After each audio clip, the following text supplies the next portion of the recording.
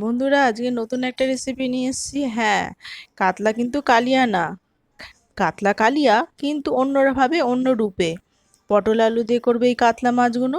তার জন্য কাতলা মাছগুলো একটু নুন হলুদ মাখিয়ে রেখে দিয়েছি। এই যে মশলা আমার, এই যে গোটা গরম মশলা, একটা শুকনো লঙ্কা, এর মধ্যে কাঁচা লঙ্কাও মেশাবো। তার জন্য একটু কড়াইতে তেলটা গরম বসালাম মাছগুলো ভাজার জন্য। তেলটা গরম হোক, একে একে আমি মাছগুলো ভেজে নেব। তারপর কি করি পরপর জিনিসগুলো তোমাদের সাথে শেয়ার করছি।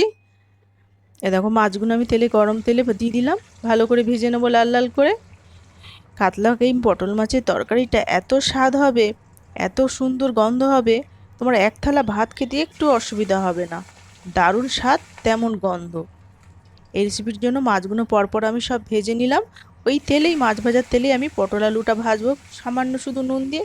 বেশি ডিপ করে ভাজবো না, হালকা লাল করে ভাজবো। রেসিপিটার জন্য আমার বেশি লাল করার দরকার নেই। কিছুক্ষণ নাড়বো পটল আলুটা ভাজার জন্য। কিছুক্ষণ ভেজে নিয়ে আমি পটল আলুটা সাইড করে তুলে রাখবো, সামান্য শুধু নুন দিলাম। কিছুক্ষণ ভাজার পর এগুলোকে সাইড করে তুলে রেখে আমি পটল ভাজার তেলটাকে একদম এখন রেখে দেবো। এই পটল ভাজার তেলে রেসিপিটা করলে মোটেও ভালো লাগবে না। এই দেখো পটল আলুটা আমার ভাজা কমপ্লিট হয়ে গেছে কথা বলতে বলতে।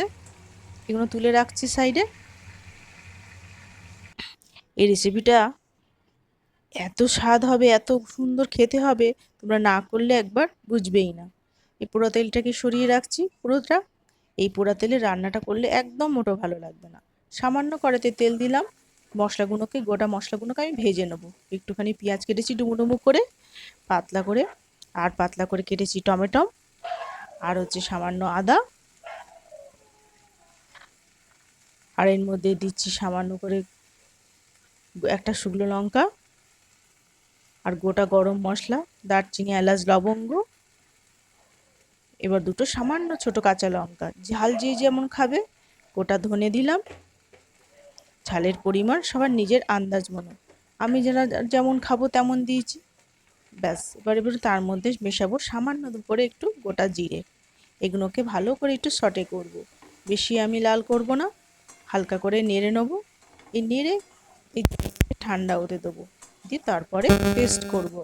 এই পেস্টটাই তরকারিতে স্বাদ আর গন্ধটা বাড়িয়ে দেবে। তারপরে তরকারির মধ্যে লাস্টে একটা জিনিস মেশাবো, যেটা তোমাদেরকে দেখাবো।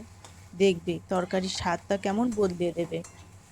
আমার এটাকে ভাজা হয়ে গেছে, বেশি আমি লাল করব না। এবারে আমি এটা রেখে সাইডে ঠান্ডা হতে দেবো। এটা প্লেটে নামিয়ে নিচ্ছি। কিছুক্ষণ ঠান্ডা হয়ে গেলেই মিক্সিতে এটা পেস্ট করে নেবো। মিক্সির বাটিতে এটা ঢেলে নিচ্ছি, ঠান্ডা হয়ে গেছে। দারুণ লাগবে কাতলা মাছের পটল আলু দিয়ে তরকারিটা। আমার পেস্টটা তৈরি হয়ে গেছে, এই দেখো কত সুন্দর গ্রেভিটা হয়েছে। এই কড়াইতে একটু সর্ষের তেল দিয়ে গরম করলাম। এবার আমি কোনো কিছু ফোড়ন দেবো না। যেই মশলাটা পেস্টটা তৈরি করেছিলাম, ডাইরেক্ট এই মশলাটাই এতে মেশাবো, দিয়ে কিছুক্ষণ কষাবো। এতে কোনো ফোড়ন লাগবে না, এই মশলাটাই এত স্বাদ আর গন্ধ বাড়াবে, কোনো কিছু ফোড়নের প্রয়োজন হবে না। মশলাটা পুরোটা ভালো করে মিশিয়ে দিলাম, দিয়ে মিক্সির বাটিটা ধুয়ে অল্প একটু জল দিলাম, সামান্য হলুদ দিলাম, সামান্য নুন। আর মিষ্টিটা যে যেমন খাবে, আমি একটু সামান্য অল্প করে গুড় মেশালাম। দিয়ে তরকারিটা মশলাটা ভালো করে কষিয়ে নিলাম কিছুক্ষণ। বেশ কিছুক্ষণ কষানোর পর যে পটল আলুটা ভেজে রেখেছিলাম, সেই পটল আলুটা এর মধ্যে দিয়ে দিলাম, দিয়ে কিছুক্ষণ আর একটু কষাবো। বেশ কিছুক্ষণ কষিয়ে নিয়ে এর মধ্যে ফোটানো একটু উষ্ণ গরম জল মেশাবো, তরকারি তাতে স্বাদটা ভালো হয়। ঠান্ডা জলে তরকারির স্বাদটা ফিকে হয়ে যায়। একটু ঠান্ডা গরম জল মিশিয়ে নিলাম, দিয়ে কিছুক্ষণ এটা ফুটতে দেবো। তার জন্য চাপা দিয়ে দিচ্ছি। মিনিট 5 পর চলে আসলাম। এবার ফুটে গেছে তরকারির মধ্যে আমি মাছটা দিয়ে দিলাম, ভাজা মাছগুলো। কিছুক্ষণ 8-10 মিনিট ফুটিয়ে নামিয়ে নেব। তরকারিটা আমার প্রায় হয়ে এসছে, এবার নামিয়ে নিলাম। এবার নামিয়ে নিয়ে আমি মেন এই জিনিসটা কি বলতো, গন্ধরাজের লেবুর পাতা। ব্যাস, এগুলো কাঁচি দিয়ে ছোট ছোট করে পাতলা পাতলা করে দেবো, যাতে এর ভিতরে স্বাদ আর গন্ধগুলো তরকারির মধ্যে মিলেমিশে একাকার হয়ে যায়। ছোট্ট ছোট্ট পাতলা পাতলা করে দিয়ে দিচ্ছি, যাতে এর ভিতরে গরম তরকারির ভিতরে দিলে পরে গন্ধটা তাড়াতাড়ি ধরে নেবে।